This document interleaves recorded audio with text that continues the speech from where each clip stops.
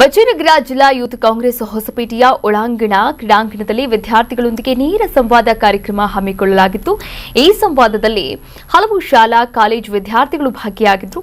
ಕಾರ್ಯಕ್ರಮದಲ್ಲಿ ಎಐಸಿಸಿ ಕಾರ್ಯದರ್ಶಿ ರವೀಂದ್ರ ದಾಸ್, ಜಿಲ್ಲಾ ಯುವ ಕಾಂಗ್ರೆಸ್ ಅಧ್ಯಕ್ಷ ಅಶೋಕ್ ಬಿನಾಯ್ಕ್ ಸೇರಿದಂತೆ ಹಲವಾರು ಮಂದಿ ಭಾಗಿಯಾಗಿದ್ದರು.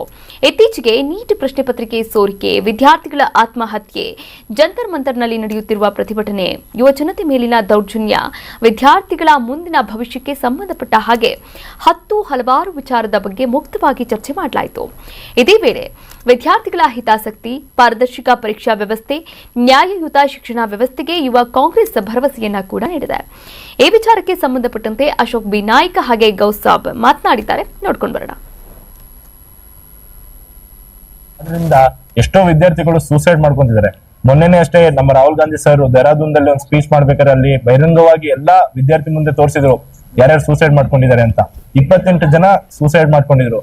28 ಜನ ವಿದ್ಯಾರ್ಥಿಗಳು ಪಾಪ ಅವ್ರು ಎಷ್ಟೆಲ್ಲ ಕಷ್ಟಪಟ್ಟು ಓದಿರ್ತಾರೆ, ಅವ್ರ ತಂದೆ ತಾಯಿ ಎಷ್ಟೆಲ್ಲ ಕಷ್ಟಪಟ್ಟು ಕನಸನ್ನ ಕಂಡಿರ್ತಾರೆ. ಅದೆಲ್ಲ 28 ಜನ ಅದೆಲ್ಲ ಮರೆತು ಪಾಪ ಸೂಸೈಡ್ ಮಾಡ್ಕೊಂಡ್ರು. ಸೊ ಆ ಒಂದು ಉದ್ದೇಶ ಇಟ್ಕೊಂಡು, ಆ ಒಂದು ಕಾರಣ ಇಟ್ಕೊಂಡು ಮುಂದೆ ನಮ್ಮ ದೇಶದಲ್ಲಿ ಯಾವುದೇ ಒಂದು ವಿದ್ಯಾರ್ಥಿಗಳಿಗೆ ಆತರ ಒಂದು ದ್ರೋಹ ಆಗ್ಬಾರ್ದಂತ ಆ ಒಂದು ಉದ್ದೇಶ ಇಟ್ಕೊಂಡು ಇವತ್ತು ನಮ್ಮ ರಾಹುಲ್ ಗಾಂಧಿ ಸರ್ ಅವರು ಡೆಲ್ಲಿ ರೋಡ್ ಅಲ್ಲಿ ಕುಂತು ಇವತ್ತು ಸ್ಟ್ರೈಕ್ ಮಾಡ್ತಾರೆ.